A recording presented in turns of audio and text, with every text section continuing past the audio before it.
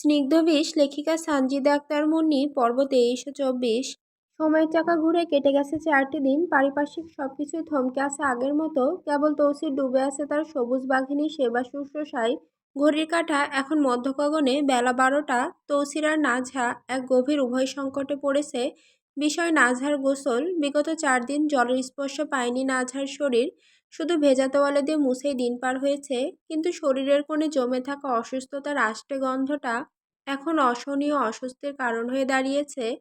তৌসিরও জেদ ধরেছে আজ গোসল করাতেই হবে, কিন্তু দুশ্চিন্তার ভাঁজ কপালে। গোসলের সময় অপারেশনের ক্ষতে যেন এক ফোঁটা পানিও না লাগে। নাজহার শরীরটাও বড্ড নাজুক। অপারেশনের ধকল তো আছেই, তার ওপর জ্বরের উত্তাপে শরীরটা পুড়ে যাচ্ছে।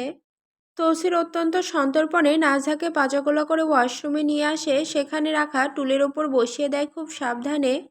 সালোয়ার কামিজের বালাই এখন নেই। অপারেশনের সুবিধার্থে নাজহার পরনে এখন টি শার্ট। নিজের কোনো টি শার্ট নেই। তার যা আছে তার জার্সি, আর্জেন্টাইন আর বার্সেলোনার জার্সিগুলোই হয়ে উঠেছে তার সঙ্গী। ঢিলে ঢালা জার্সিতে জরাজীর্ণ শরীরটা আরও ক্ষুদ্র দেখায়। টুলের ওপর নাজহাকে বসে তৌসির পরম মমতায় তার 2 কাঁধে হাত রেখে জিজ্ঞেস করে, একলা গোসল করতে পারবা না আমি করিয়ে দিতাম? নাজহা দাঁতে দাঁত চেপে বসে। ঠিক হয়, দাঁতে দাঁত চেপে ধরার কারণ ব্যথা হচ্ছে, বসাই চামড়ায় ভাঁজ পড়েছে তাই। নাজহা তৌসিরের পেটের দিকের গেঞ্জের একাংশ খাবলে ধরে জোরে জোরে শ্বাস ছেড়ে বলে, আমি গোসল করব না, আমাকে রুমে নিয়ে চলুন, ব্যথা করতেছে।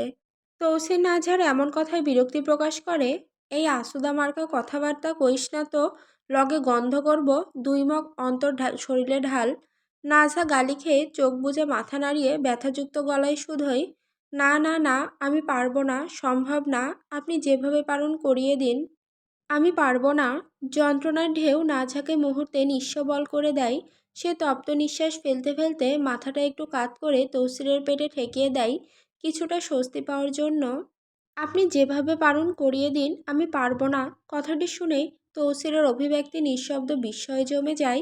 ঠোঁট ফাঁক হয়ে যায় অবাক বিস্ময়ে। তৌসির নাজহাকে কিভাবে এখন গোসল করিয়ে দিবে? হাত পা কাঁপতে থাকে তৌসিরের। সে হাত বাড়িয়ে নাজহার চুলে হাত বুলিয়ে দিতে দিতে ম্লান স্বরে বলে, আমি কি তোমার কিছু দেখছি কত? তোমার লগে তো আমার তেমন সম্পর্ক নাই, এই হঠাৎ কেমনে তোমার আমি গোসল করামু? ব্যান্ডেজের ভেতর পানি যাইব না, তাই কষ্ট মষ্ট করে গোসলটা করে সালোয়ারটা পইরা নাও, আমি গেঞ্জি পরিয়ে দিমুনে। আমি গতর যতটুকু পারি ঘষে দেই। নাজহা তৌসিরের পেট থেকে মাথা সরিয়ে তৌসিরের মুখ পানে শুষ্ক চোখে তাকায়। তৌসির চাইলেই পারে নাজহার এই কথার সুযোগ নিতে, কিন্তু তা সে করতেছে না। কিছু পুরুষ এমনও হয় যাদের কাছে নিজের সত্তার মূল্য অনেক, যেমনটা তৌসির। নাজহার জেদ ধরে না, আলতো মাথা নাড়িয়ে উত্তর দেয়, আচ্ছা। তৌসির নাজহার থেকে অনুমতি নিয়ে ফেস টাওয়ালে সাবান লাগায়। ধীরে ধীরে নাজহার 2 হাত কনুই পর্যন্ত, 2 পা হাঁটুর নিচ পর্যন্ত ঘষে দেয়। ঠান্ডার দংশনে নাজহার চোখ মুখ কুঁচকে ওঠে। উফ কি ঠান্ডা! বলতে বলতেই চোখ মুখ সংকুচিত করে ফেলে। তৌসির নাজহার কথায় ওর মুখের দিকে তাকায়। রক্তিম অধরে জড়োয় কম্পন ধরে গেছে ঠান্ডায়। তৌসির চোখ ফিরিয়ে নিয়ে নাজহার ঘাড় গলা মুছে দিয়ে লুঙ্গির কোণ গুটিয়ে নিতে নিতে নাজহার সামনে হাঁটু গেড়ে বসতে বসতে বলে, ঠান্ডার দিন ঠান্ডা তো লাগবেই, এমনি ন্যাকামির কি আছে? নাজহা ন্যাকামির কথা শুনে ফুঁসে ওঠে বলে, ন্যাকামি কি? ঠান্ডা লাগতেছে তাই ঠান্ডা বলছি। এখন আমার ঠান্ডা লাগলে আমি গরম লাগতেছে বলবো নাকি? তৌসির সালোয়ারের মুড়ি যতটুকু ওঠে ততটুকু উপরে তুলে নাজহার পাটা নিজের হাঁটুর উপর নিয়ে ভালো করে ঘষে ঘষে দিতে দিতে বলে, তুমি এমনে ফ্যাতফ্যাতি করো কেন? ভালো কথাই তো কইলাম। আপনি আমায় ন্যাকা কেন বললেন? কোন সাহসে এত বড় তকমা আমায় দিলেন? তৌসির দীর্ঘশ্বাসের সাথে বলে, আচ্ছা আমার ভুল, আমি গাদ্দার বলতে গিয়ে ন্যাকা বলছি। আমি ভেরি দুঃখিত, মাফ করুন আমাকে। নাজহা নিশ্চুপ হয়ে যায়, আর কোনো উত্তর দেয় না। তৌসির নাজহার পাগুলো ভালো করে ঘষে দিয়ে উঠে দাঁড়ায়। নাজহার হাতে টাওয়ালটা দিয়ে বলে, আমি যাই, তুমি গোসল করে নাও। নাজহা টাওয়ালটা হাতে নিয়ে তৌসিরের দিকে মুখ তুলে চেয়ে বোকার মতো জবাব দেয়, আপনি এখানে থাকুন, যাবেন কেন? তৌসিরের মেজাজ তুঙ্গে উঠে যায় এই কথায়। সে তীক্ষ্ণ স্বরে বলে, ধুর বদমাশনি, তুই গোসল করবি আর আমি এখানে থেকে কি করমু? উত্তেজিত সিনারি দেখবো নাকি? নাজহা তৌসিরের কথায় লজ্জা অনুভব করে, কারণ সে সেভাবে ভেবে বলেনি, মুখে এসেছে বলে দিয়েছে। নাজহা আমতা আমতা করে বলে, থাক, আপনি যান। তৌসির আর কোনো বাক্য ব্যয় না করে ধীরে ধীরে বেরিয়ে আসে। দরজা আগলিয়ে দেয় কিন্তু লক করে না। নাজহা তৌসিরের যাওয়ার পানে কিছুক্ষণ চেয়ে বসে থাকে। ভেবে পায় না নাজহার সাথে কিভাবে তৌসির এত নর্মাল ব্যবহার করছে। আজ এই 4 দিনে তৌসির ছোট্ট বাচ্চার মতো নাজহাকে আগলে রেখেছে। সময় মতো খাওয়ানো, ওষুধ দেওয়া, চুল আঁচড়ে দেওয়া, নাঝার পায়ে মালিশ করে দেওয়া, ইঞ্জেকশন দেওয়া হয়েছিল। তার প্রভাবে পায়ের রগগুলো ফাতফাতি করে। নাঝা যতবার বলেছে পায়ে ব্যথা করতেছে, ঝিনঝিন করতেছে, ততবারই তৌসির বিনা দ্বিধায় ওর পায়ে মালিশ করে দিয়েছে। নাঝা এই লোককে ঠকাতে পারবে না। না, সম্ভব নয় তার পক্ষে তা। নাঝা সিদ্ধান্ত নিয়ে নিয়েছে সুস্থ হলে এই মিথ্যার জাল সে স্পষ্ট করবে। তৌসির খারাপ হলেও আজ অবধি নাঝার প্রতি একচুল পরিমাণ কোনো খারাপই সে করেনি। বিশ্বাসঘাতক জেনেও কলিজায় বেঁধে নিয়েছে। নাঝা এক লম্বা শ্বাস ফেলে নিজেকে সামলে নিয়ে গোসল করতে মন দেয়। তৌসির বাইরে আসতেই নুহমানের ফোন আসে তার কাছে। নুহমানকে সে পাঠিয়েছে করিমগঞ্জ। সেখানে কিছু লোকাল পান্ডা আছে যারা নিজেকে গ্যাংস্টার দাবি করে। তারা তৌসিরদের কিছু ড্রাগের সাপ্লাই বন্ধ করে দিয়েছে। নুহমান আর মিনহাজ মামা গেছেন সেটা মেটাতে। কিন্তু এখন নুহমান ফোন করে বলতেছে, ভাই সাব, এই নটির পোলারা তো মানতাছে না। মাদারচোদগুলা লাফাইতাছে। তৌসিরের কপালের রগ ফুলে ওঠে। তেলাপোকার ভাব যখন হাতির সমান দেখতে হয় তখন আর কী বা হবে। রাগ উঠবেই স্বাভাবিক। তৌসির দাঁত চেপে বলে, শাওয়া মাওয়া টাইনাসি ইরানে খানকির পোলাগো। মিনহাজ মামা তো কিছু করতে দিতাছে না। দেখ তোরা যে বালছেরার সোর, কিন্তু মাল আমার যেন আস্ত পাই। মামারে ক চাপাতি দিয়া গলায় টান দিতে দু একটার, দেখবি বাকিগুলাও সোজা হইয়া যাইব। আচ্ছা দেখতেছি বলে, আচ্ছা রাখ। ফোন কেটে দেয় তৌসির। ফোন কেটে ওয়াশরুমের দিকে পা বাড়ায়। নাজাকে নিয়ে আসবে বলে, কিন্তু দেখে নাজা ধীর পায়ে বেরিয়ে এসেছে। গায়ে একটা বার্সেলোনার জার্সি আর কালো সালোয়ার পরা, চুলগুলো কোনো মতে টাওয়াল পেঁচানো। তৌসি তাড়াতাড়ি নাজহার সামনে গিয়ে দাঁড়ায়। নাজহা ওকে দেখে হিসিয়ে বলে, আমি যেতে পারবো। তৌসির এ কথায় পাত্তা না দিয়ে সাবধানে নাজহাকে নিজের বাহুবন্ধনে তুলে নেয়। তার কোলে নাজহার নিস্তেজ দেহটা ধীরে সুস্থে ভর করে রয়। নাজহা আর নড়ে না, চুপচাপ করে তৌসিরের বক্ষের মাঝে মাথা এলিয়ে দিয়ে নাক টেনে। তৌসিরের শরীরের সেই পুরুষালী ঘ্রাণ, এই ঘ্রাণ নাজহার অত্যন্ত প্রিয়। এই ঘ্রাণের প্রতি সে অগাধভাবে আকৃষ্ট, যা অন্তরঙ্গ নয় কিন্তু অন্তর্ঘনিষ্ঠ। তৌসির নাজহাকে বিছানায় এনে বসায়। বসিয়ে নাজহার চুলগুলো আলতোভাবে টাওয়ালের ভাঁজে নিয়ে মুছে দিতে থাকে। নাজহা তৌসিরকে ফিসফিসিয়ে বলে, তৌসির, আমায় কিছুদিনের জন্য বাড়িতে যেতে দিন। আপনি কেন অকারণে এত কষ্ট করবেন আমার জন্য? আর কেনই বা এত যত্ন? তৌসির চিরুনি দিয়ে নাজহার ভেজা চুলের ফাঁকে চালিয়ে দিতে দিতে বলে, বউ কার তুমি? আমারই তো। বউ যখন আমার, কষ্ট আমিই করি। তোমারে বাড়ি পাঠাই আর তুমি সেইখান থেকে নতুন প্ল্যান নিয়ে এসে গাদ্দারি করো। গাদ্দারির কথাটা শুনে কলিজা খস করে ওঠে নাঝার। সে নিরলসভাবে বলে, যখন জানেনই গাদ্দার তাহলে কেন এত আদিক্ষেতা? কি হবে এসব করে? আমি তো গাদ্দার, আমি তো খারাপ। এই খারাপের সঙ্গে সংসার করে ধ্বংস ব্যতীত কিছুই পাবেন না। তালাক দিয়ে দিন আমায়। তালাক? তালাকের কথাটা শুনে তৌসিরের ভেতর তোলপাড় শুরু হয়ে যায়। এত কিছু ঘটার পরও তৌসিরের একবারের জন্য মনে হয়নি ওকে তালাক দিতে হবে। অথচ নাঝা নিজেই এই বাণী বকতেছে। কি আশ্চর্য, কি নির্দয় এক বাণী! তৌসির শান্ত গলায় উচ্চারণ করে, ও আমার রূপসী নাগিন, তালাক আবার কি? আমি জানি তুই আস্ত একটা কাল নাগিন। সবল তুই আমায় কথায় কথায় মারবি, তবে আমি তোর থেকে সবল খেতেও রাজি। নাঝা এমন উক্তি শুনে আর কিছু বলে না, চুপ হয়ে যায়। তৌসির ওর চুল আশ্রে দেওয়া শেষ হলে বলে, বিছানায় দুপা তুলে বসো। নাঝা তৌসিরের কথা মতো পা তুলে বিছানায় বসে। এখন কি জন্য তুলবো জিজ্ঞেস করলে আবারও বাজে কিছু শুনতে হবে। তৌসির ওয়ার্ড্রোপের উপর থেকে জারা তেল নিয়ে নাঝার দুপা মালিশ করে দিতে থাকে। নাঝা শুধু আবিষ্ট চোখে তৌসিরের দিকে চেয়ে থাকে। এই মানুষটাকে কি করে সে ঠকাবে? না, সম্ভব নয় তার পক্ষে এটা। আর সম্ভব নয়। তৌসির নাঝার পায়ের আঙুলগুলো টেনে দিতে দিতে বলে, আরাম লাগছে? নাঝা কোনো উত্তর দেয় না, সে মাথা নিচু করে বসে থাকে। তৌসির নাঝাকে চুপ থাকতে দেখে হালকা ধমকে ওঠে। কি হইল, কথা কও না কেন? নাঝা এমন ধমক খাবে আশা করেনি। সারা শরীর আলতো ঝাঁকি দিয়ে ওঠে নাঝার এই ধমকের তীব্রতায়।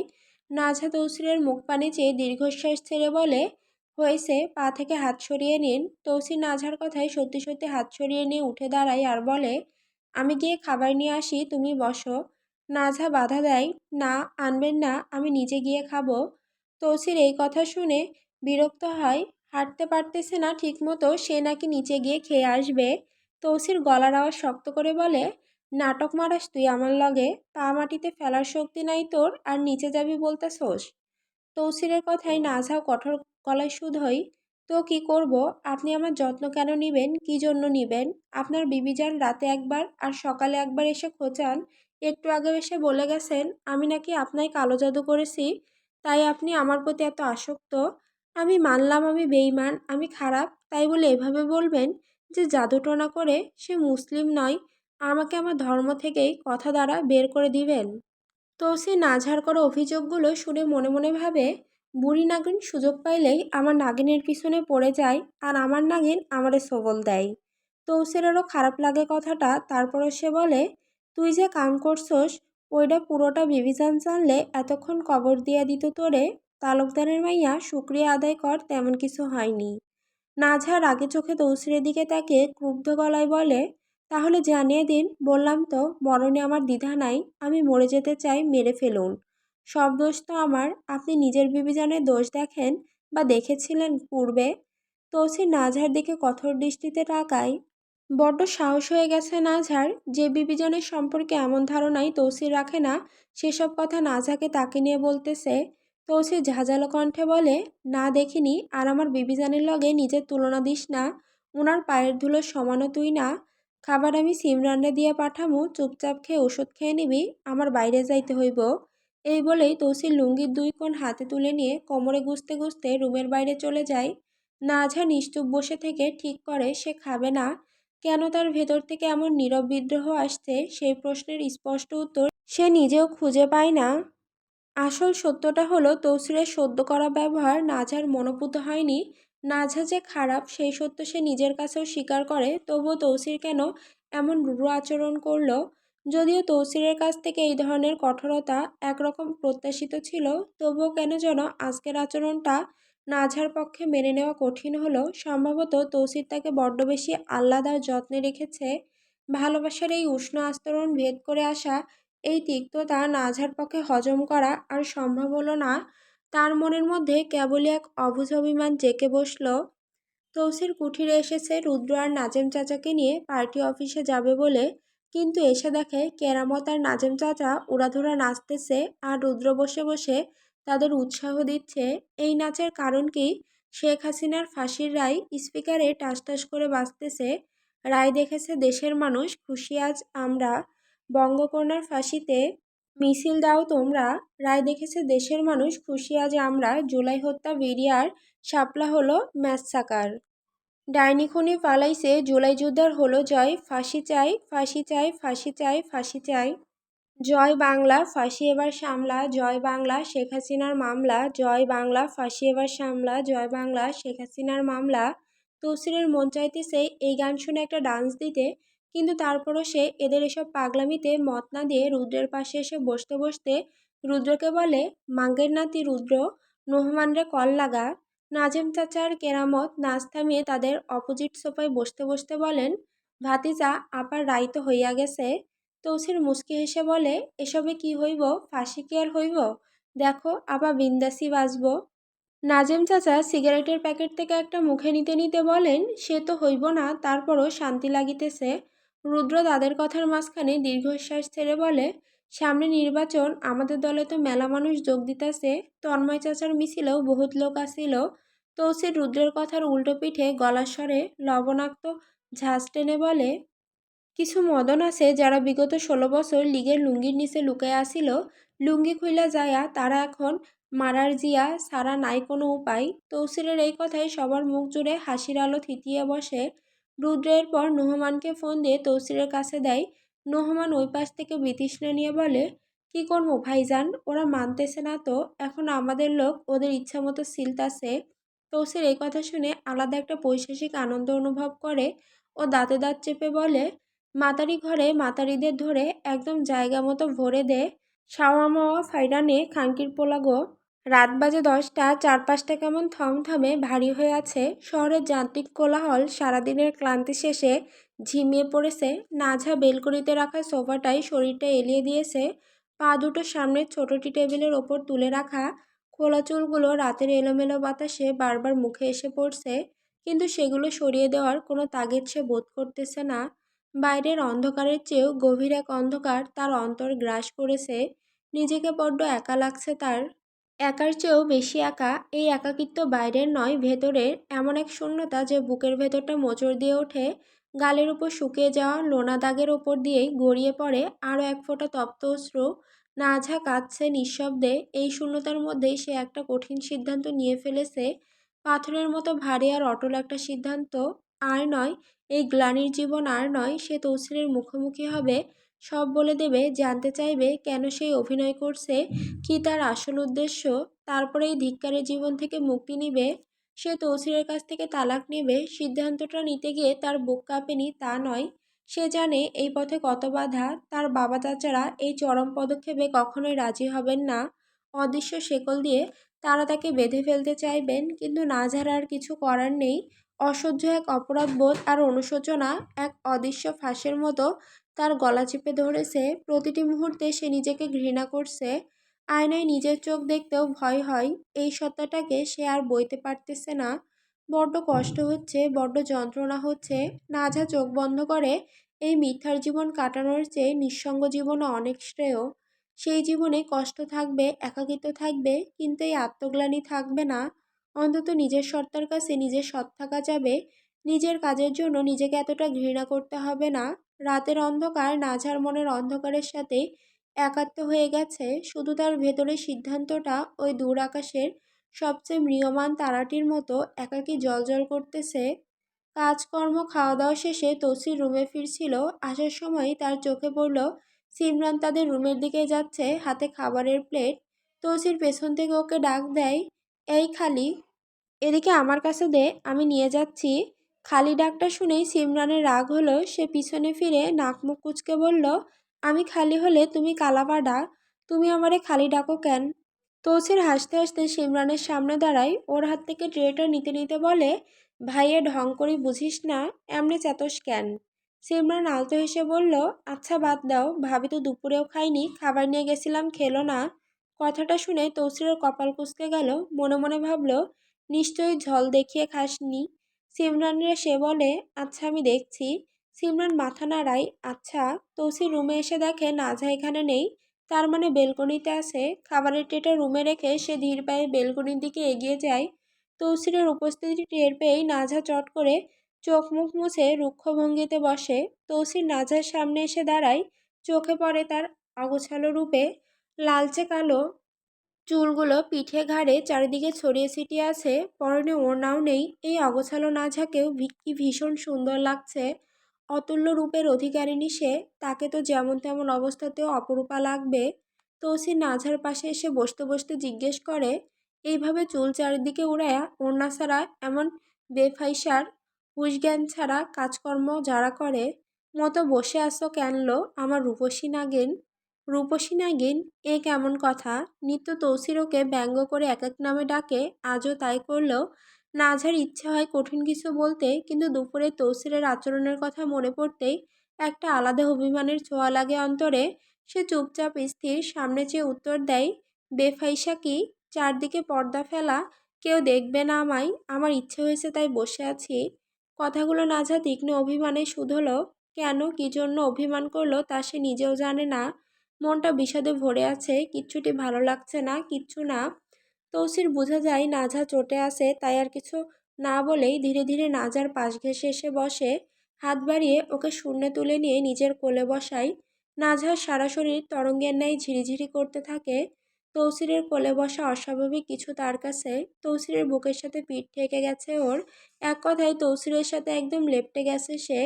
তৌসিরের শ্বাস প্রশ্বাসের শব্দ পাচ্ছে সে। নাঝা পাথরের মতো জমে যাচ্ছে।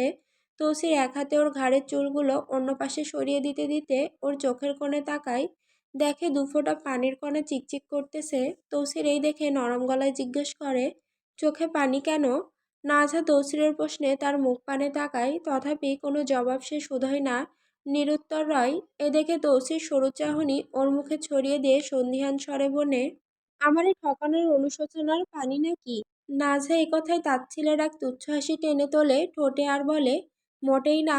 তাহলে পানি কেন? এমনি।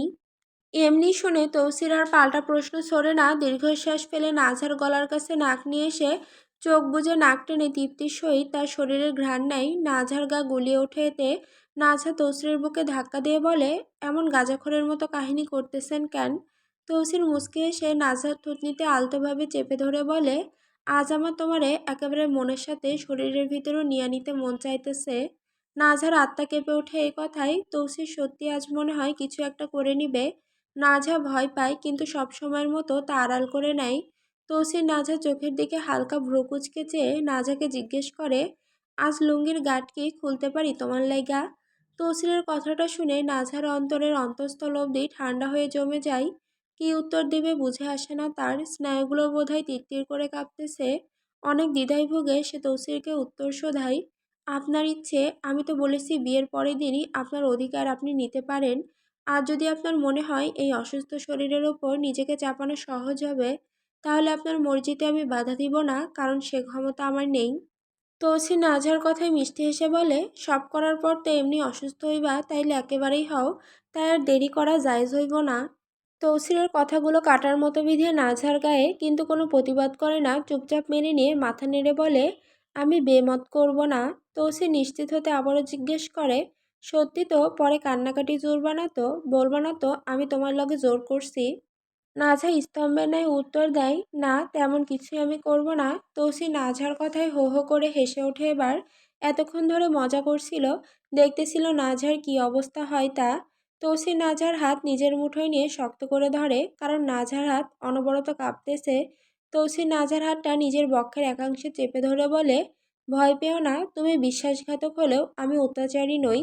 নাঝা বুঝে যায় তৌসির ফাজলামি করতেছিল। নাঝা একটু স্বস্তি পায়। অতঃপর তৌসিরকে বলে, তৌসির সাব, আমাকে তালাক দিয়ে দিন, ছেড়ে দিন আমায়। এই বিশ্বাসঘাতক, আমি সারা জীবন শুধু আপনার বিশ্বাসকেই ক্ষতবিক্ষত করব। তৌসির এই শুনে তপ্তশ্বাস ত্যাগ করে বলে, তোমার দখল আমার আত্মা পর্যন্ত, তোমারে ছাড়তে হইলে তো আপন আত্মারে তালাক দিতে হইব। তৌসিরের কথায় নাঝার দৃষ্টি নিস্তব্ধ হয়ে তৌসিরের চোখে আশ্রয় নেয়। নাঝা নিস্তেজ অনুরণনে বুনে, বারে, এই গাদ্দারের জন্য এত প্রেম? তৌসির স্বভাবের খাঁটি স্বরেই বলে, প্রেমের সাওয়া টাওয়া কিছু না, মায়া হতে পারে, আমার নিজেরও ভালো মতো জানা নাই কোন বাল। নাঝা বুক চিরে নিঃশ্বাসের ভার নামিয়ে বলে, কাউকে ভালোবাসার প্রথম স্তর হয়তো এটি। এমন অনুভব আমারও হয়েছিল যখন আমি তাকে ভালোবাসতে শুরু করেছিলাম। আপনি আমায় ভালো টালো বাসতে যাইয়েন না, কারণ আমায় যে ভালোবেসেছিল, একটুখানি সুখে থাকতে চেয়েছিল, সেই বিরহে পুড়েছে। তৌসির মুচকি হেসে মহাবিষ্ট চাহনি স্থির নিবদ্ধ করে নাঝার মুখ পানে আর বলে, যারে ভালোবাসো তারে এখনো চাও, এখনো আশা রাখো কি?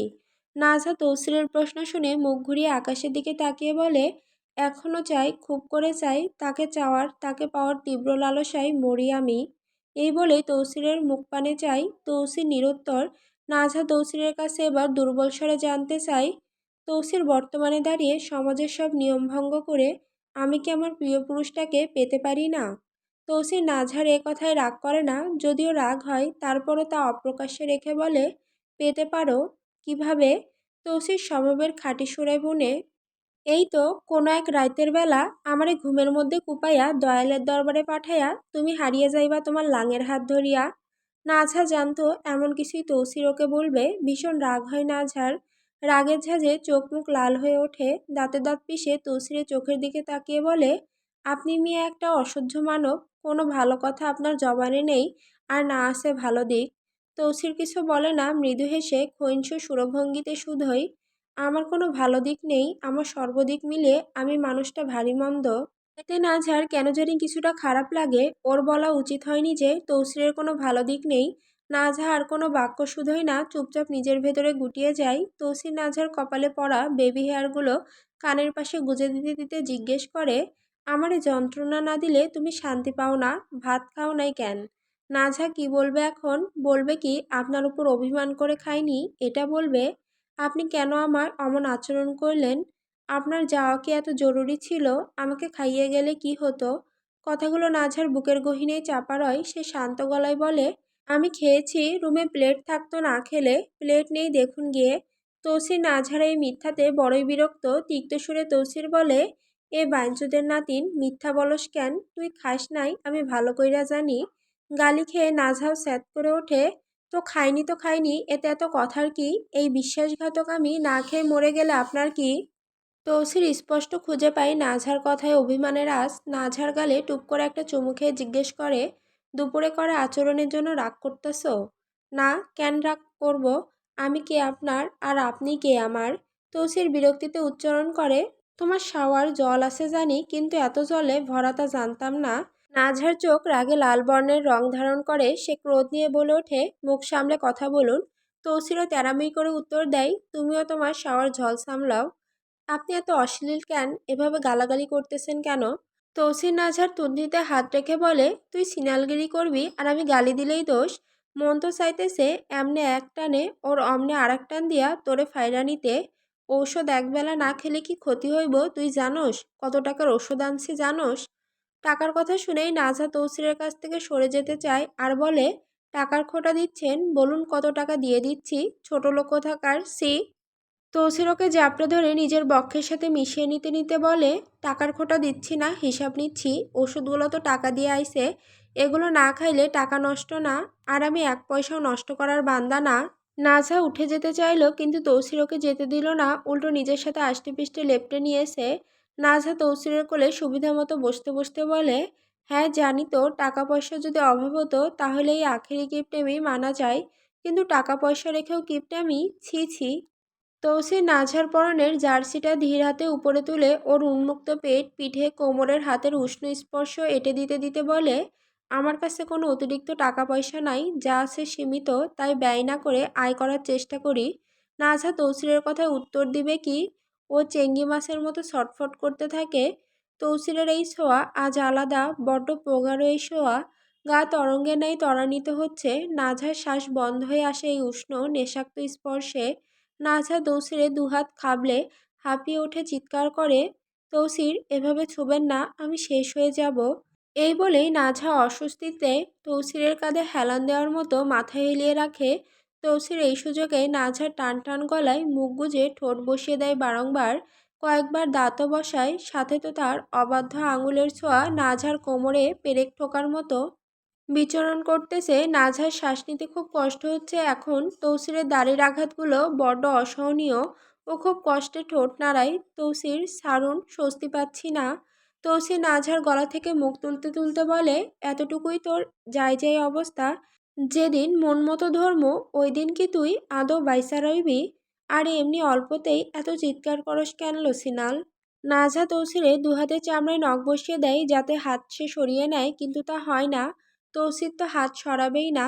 নাঝা বিরক্ত হয়ে তীক্ষ্ণ গলায় বলে, হাত সরান বলছি, বদমাস পুরুষ। তৌসির নাঝার গালে কয়েকটা চুমু খায়, তার গাল থেকে আবারও নিজের গাল ঘেঁষে নিতে নিতে নামিয়ে গলায় নিয়ে আসে। তারপর গলায় অনবরত চুমু খেতে থাকে। নাঝা হাত ঘুরিয়ে তৌসিরের চুলগুলো মুঠো করে ধরে চোখ বুজে চিৎকার করে ওঠে, তৌসির মুখ সরান, দাড়ি দিয়ে লাগতেছে। তৌসির নাঝার কথায় মুখ তুলে নিয়ে ওকে বলে, তাই একটা কথা জিগাইবার আছে। নাঝা ছটফট করতে করতে বলে, কি? তৌসির ওর পেট থেকে এবার হাত সরিয়ে নিয়ে ওকে স্বস্তি দেয়। নাঝা এতে শান্তির শ্বাস ছেড়ে ঠিক হয়ে বসে। নাঝা ঠিক হওয়ার পর এবার সরু চোখে তার দিকে তাকিয়ে তৌসির জিজ্ঞেস করে, আমার ড্রয়ার থেকে কত টাকা নিছেন ম্যাডাম, একটু কন তো। টাকার কথা শুনেই নাঝা অন্যদিকে চোখ ঘুরিয়ে নেয়। ধরা খেয়ে গেল। তৌসিরদের বাড়িতে কাজ করে একটা ছোট্ট ছেলে, পড়াশোনাও করে টুকটাক, বাড়ির কাজও করে। পড়ে পড়ে নাঝার কাছে বিকেলে এসে আবদার এঁটেছিল, ভাবি আমারে 20টা টাকা দেন, আমি পেন্সিল কিনবো। নাঝা তৌসিরের ড্রয়ার খুলে, তখন ড্রয়ারে একটা ছেঁড়া 10 টাকার নোট আর 20 টাকার নোট ছিল। নাঝা সেই 20 টাকাই মাজেদকে দিয়ে দিয়েছিল। কিন্তু এখন নাঝা তা স্বীকার না করে বলে ওঠে, আমি ওসব টাকা পয়সার কথা জানি না। ডাকাইতের বাচ্চা, আমার ড্রয়ারে 400 টাকা ছিল, কি করছিস ওইগুলা? 400 টাকা? এটা শুনে নাঝা তৌসিরের দিকে চোখ বড় করে তাকিয়ে বলে, মিথ্যা বলতেছেন কেন? মাত্র 30 টাকা ছিল, আমি 20 টাকা মাজেদকে দিছি, সে পেন্সিল কিনবে। তৌসির হেসে বলে, এই কথাটা আগে কইলে কি হইতো? আর শোনো, এমনে কাউরে টাকা দিও না, 20 টাকা হইলেও আমার রক্ত পানি করা টাকা। না, দিব না, হারকিপটে বদমাস লোক কোথাকার। তৌসির নাঝার ঘাড়ে মুখ গুজে দিতে দিতে বলে, হইছিল ডাকাতনি, তাড়াতাড়ি রুমে আয়, ভাত খাবি। না, আমি খাবো না। তৌসির ওর কথায় পাত্তা দেয় না, নিজের ইচ্ছে মতো গলায় গালে ঠোঁট চুমু খেয়ে ওকে বাহুবন্ধনীতে আবদ্ধ করে নিয়ে আসে রুমে। খাবারের প্লেট নাজহার সামনে রেখে বসতে বসতে বলে, খেয়ে নাও, রাগ করলে তোমারই ক্ষতি, আমার না। নাজহাও রাগ দেখায় না, খিদেতে পেট জ্বলতেছে, সাথে তৌসিরের ওপর রাগটাও কমেছে। নাজহা কারো হাতে খাবার খায় না, হসপিটালে যখন ছিল তখনও কাঁপা কাঁপা হাতে নিজ হাতে খেয়েছে, তারপরও কারো হাতের খায়নি। তৌসির অনেকবার মুখে তুলে দিয়েছে, কিন্তু না, সে নিজের হাত ব্যতীত কারো হাতের খাবার গিলতে পারে না। এই এখনও খাবে, নিজে হাতে খাবে। খাওয়া দাওয়ার পর্ব শেষ করে নাজহা অজু করার জন্য ওয়াশরুমে ঢোকে। তৌসির নিচে গেছে খাবার ট্রেগুলো রেখে আসতে। অজু সেরে নাজহা যখন ঘরে পা রাখে, দেখে তৌসি ততক্ষণে ফিরে এসেছে। ইদানিং নাজহা একটা বিষয় খুব স্পষ্ট করে টের পাচ্ছে, তৌসির বেশ দ্রুত ঘুমিয়ে পড়ার তাড়া দেখায়, অথচ বিয়ের পর প্রথম দিনগুলোতে সে তার সঙ্গীদের সাথে কত রাত অবধি জেগে থাকতো, টুকিটাকি গল্পে বা নিছক খুনসুটিতে সময় কাটাতো। এখন সে আড্ডার সময়টা কমে গেছে, হয়তো নাজহার জন্য আড্ডাতে যায় না। তৌসির শান্তভাবে দরজাটা বন্ধ করে দেয়, কক্ষের একমাত্র আলোটাও নিভিয়ে দিতেই ঘরটি প্রগাঢ় অন্ধকারে ডুবে যায়। মৃদু অন্ধকারে তৌসির নাজহার দিকে এগিয়ে আসে। তাকে কথা বলার সুযোগ না দিয়ে এক মুহূর্তের মধ্যেই নাজহাকে আলতো করে কোলে তুলে নিয়ে সে বিছানায় চলে আসে। নাজহাও বিনা বাক্য ব্যয়ে তৌসিরের উষ্ণ বুকের আশ্রয়ে মাথা রেখে চোখ বুজে নেয়। তৌসিরের শরীরের চেনা প্রিয় ঘ্রাণটা মন ভরে নিঃশ্বাসের সাথে টেনে নিতে নিতে থাকে। নাজহার মনের গভীরে একটি প্রশ্ন বহুক্ষণ ধরে ঘুরপাক খাচ্ছিল। প্রশ্নটা করা উচিত হবে কিনা সেই দ্বিধায় মন সায় দিচ্ছিল না, কিন্তু সন্দেহ নামক কীট একবার মনে ঢুকলে সহজে শান্তি মেলে না। শেষে অনেক দ্বিধাদ্বন্দ্বের পর তৌসিরের বক্ষ থেকে মাথা তুলে তার মুখের দিকে চেয়ে নাজহা মনের বিরুদ্ধে গিয়েও শেষমেশ প্রশ্নটি করেই ফেলল, আচ্ছা তৌসির, আপনাদের পরিবারে কি কেউ তামিলের আছেন? তামিল শব্দটি শোনামাত্র তৌসিরের দেহের অভ্যন্তরে মুহূর্তে এক শীতল স্রোত বয়ে যায়। রাগে তার দম প্রায় বন্ধ হয়ে আসার জোগাড়। তার ইচ্ছে হয় নাজহাকে ঠাটিয়ে একটি চড় বসিয়ে দিতে, কিভাবে সেই প্রসঙ্গ তুলল, কিন্তু এমনটা করলে নাজহার সন্দেহ আরও বাড়বে। এই চিন্তা মাথায় আসতেই তৌসির নিজেকে ইস্পাত কঠিন করে সামলে নেয়। মুখমণ্ডলে সামান্যতম উদ্বেগের ছাপও না ফুটিয়ে যথেষ্ট স্বাভাবিক থাকার ভান করে তৌসির উত্তর ধারণ করে, না, আমাদের বাড়িতে তেমন কেউ নাই। তৌসিরের এমন মিথ্যা উত্তরে নাজহা চুপসে যায়। সে জানে শিকদার পরিবারে একজন তামিল বংশোদ্ভূত মানুষ আছেন, আর তৌসির সজ্ঞানে তাকে মিথ্যে বলতেছে। নাজহা এখন নতুন এক বিপত্তিতে পড়েছে। যদি তৌসির কিছু একটা আঁচ করে নেয়, যদি তার জিজ্ঞাসা করার উদ্দেশ্য ধরে ফেলে, দ্রুত পরিস্থিতি সামাল দিতে এবং তৌসিরের মনোযোগ সেই সন্দেহ থেকে সরিয়ে অন্যদিকে ঘোরানোর জন্য নাজহা মরিয়া হয়ে একটা ফন্দি খুঁজতে শুরু করে। তখনই তার চোখ পড়ে তৌসিরের ওষ্ঠের দিকে। সুগঠিত ঠোঁটজোড়া, ঠোঁট দেখেই নাজহার মনে একটি দুষ্টু পরিকল্পনা জন্ম নেয়। দ্বিধা ঝেড়ে ফেলে সে তৌসিরের বুকে হাত দিয়ে ভর দিয়ে ওঠে এবং তৌসিরের মুখের ওপর মুখ নিয়ে আসে। নাজহাকে হঠাৎ এমন আগ্রাসী হতে দেখে তৌসির ভ্রু কুঁচকে আসে। বিস্ময় নিয়ে বলে, কিতালো সিনাল, ঘুমাইতে নাই তুই? নাজহা মুচকি হেসে বলে, আমি একটা জিনিস ট্রাই করি। তৌসির কপালে ভাঁজ ফেলে জিজ্ঞেস করে, কি তা?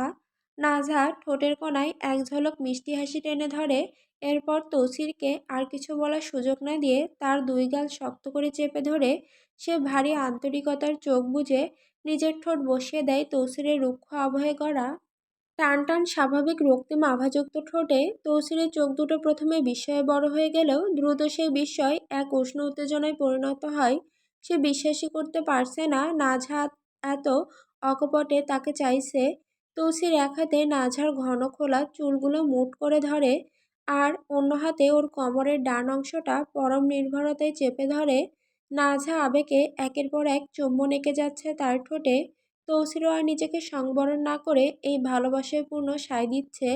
তাদের ঘনিষ্ঠতা যখন চরম উষ্ণতার দিকে যাচ্ছিল, ঠিক সেই মুহূর্তে নাজহা সুযোগ বুঝে একগাল থুতু তৌসিরের মুখে পুরে দেয়।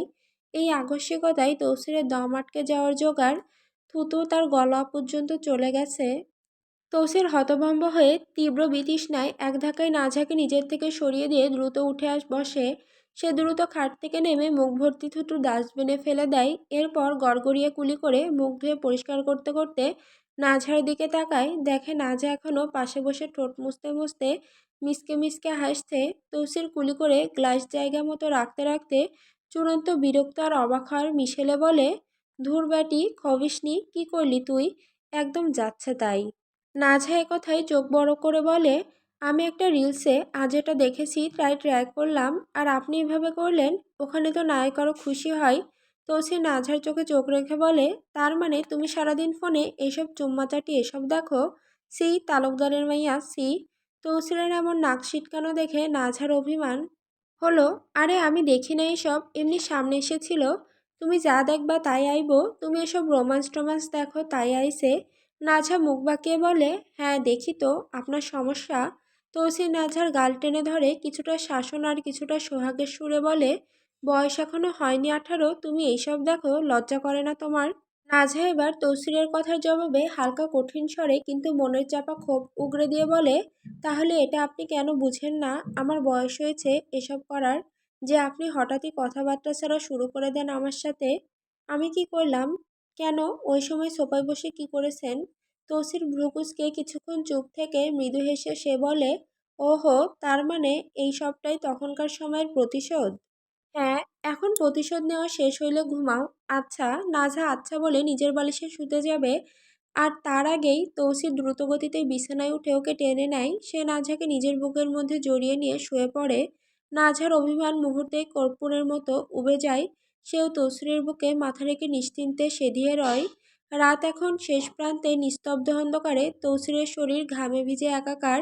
ক্ষণে ক্ষণে শিউরে উঠছে সে, অবচেতন মনের গহীনে চলছে এক ভয়াবহ দুঃস্বপ্নের আনাগোনা। চোখের সামনে ভেসে উঠছে এক নারকীয় দৃশ্য। মেঝের ওপর লুটিয়ে আছে এক নারীর বিবসনা দেহ, লেলিহান অগ্নিশিখা গ্রাস করছে তাকে। অদূরের একটি টেবিলের ওপর নিথর হয়ে পড়ে আছে আরেক নারীর নগ্ন শরীর, আর এই বিভীষিকার পাশে কেউ একজন আর্তনাদ করছে। বিকট সেই চিৎকার ভাষাটি তামিল। ঘুমের ঘোরেই তৌসিরের ঠোঁট নড়ে ওঠে, সেই আর্তনাদের প্রতিধ্বনি তার কণ্ঠেও বিড়বিড় করে বেরিয়ে আসে। তৌসিরের অস্ফুট আর্তনাদ আর গোঙানির শব্দে নাঝার কাঁচা ঘুমটা ভেঙে যায়। অজানা আতঙ্কে বুকটা ধক করে ওঠে তার। তৌসিরের বুকের ওপর রাখা মাথাটা দ্রুত তুলে নেয় সে। নিজের জার্সির ভেতর থেকে তৌসিরের হাতটা আলতো করে সরিয়ে খানিকটা দূরে সরে বসে তার থেকে। সরে তারপর কান পেতে বোঝার চেষ্টা করে কি বলছে মানুষটা।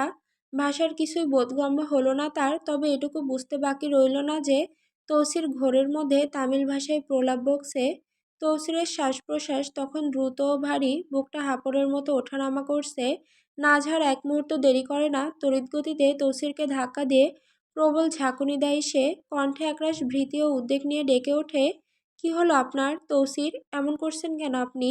তৌসির ঘুমের ঘোর ভেঙে আসছিল, তার উপর নাঝার আকস্মিক ধাক্কায় যেন বিদ্যুতের মতো চমকে সে উঠে বসে। কপালে জমে থাকা শীতল ঘাম মুছে নিয়ে সে চারপাশে এক পলক তাকায়। তারপর নাঝার বিস্ময়ধরা চোখের দিকে তাকিয়ে কণ্ঠে তীব্র অস্থিরতা নিয়ে জানতে চাই, তোমাকে আমি কিছু করিনি তো? কৈতরি মানিনি তো আমি তোমায়? তৌসিরের এই অদ্ভুত প্রশ্ন আর অস্থিরতা দেখে নাঝা হকচকিয়ে যায়। আমতা আমতা করে সে শুধু বলে, না তো। তৌসির নাঝার ভয়ে ফ্যাকাশে হয়ে যাওয়া মুখটির দিকে এক মুহূর্তের জন্য তাকায়। সেই দৃষ্টিতে কোনো মলিনতা নেই, বরং এক আশ্চর্য নির্মলতা।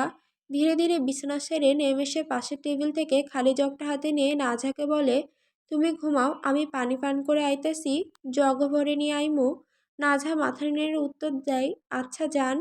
তৌসির এক দীর্ঘশ্বাস ফেলে ঘর ছাড়তেই দ্রুত নিঃশ্বাস ফেলে নাঝা। বালিশের নিচ থেকে এসে তড়িঘড়ি ফোনটা বের করে মাস্টার চাচুকে কিছু একটা বার্তা পাঠায়। দরজার আড়ালে দাঁড়িয়ে সব দেখে তৌসির।